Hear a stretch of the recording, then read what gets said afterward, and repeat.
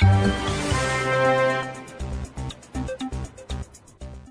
everyone, I'm Leon Thomas Lewick. Here's your political news roundup for Monday, November 19th.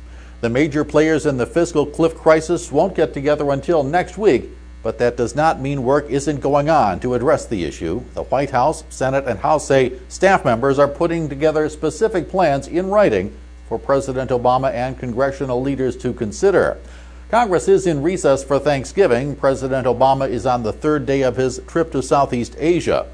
Over the weekend, Obama reached out to the private sector for advice on the cliff. The president called Apple President Tim Cook, Warren Buffett of Berkshire Hathaway, and J.P. Morgan Chase CEO Jamie Dimon.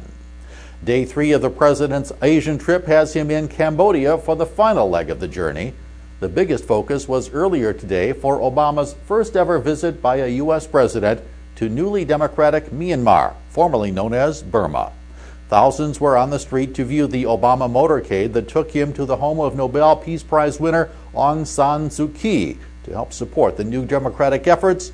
Obama also brought a U.S. aid package worth $170 million. After this month's presidential election, speculation was inevitable as to who might be the candidates for 2016. Among the Republican names floated was that of Florida Senator Marco Rubio.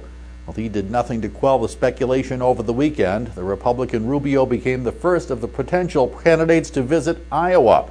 He addressed a crowd estimated at 700 people, telling them the country and party need to return to traditional principles. And failed presidential candidate Mitt Romney is still taking heat, not for his loss, but for comments he made after the election. Romney said that what he called gifts by President Obama to constituent groups are what won him the election.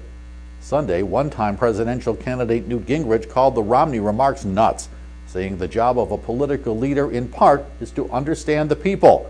And Senator Lindsey Graham said, meanwhile, the Republican Party is in a big hole and comments like Romney's are not helping get out. Graham said, when you're in a hole, stop digging, adding that Romney keeps digging. That's your political news roundup for Monday, November 19th. I'm Leon Thomas Lewick. Stay logged on to rttnews.com for the latest political, economic, and stock market news all day long.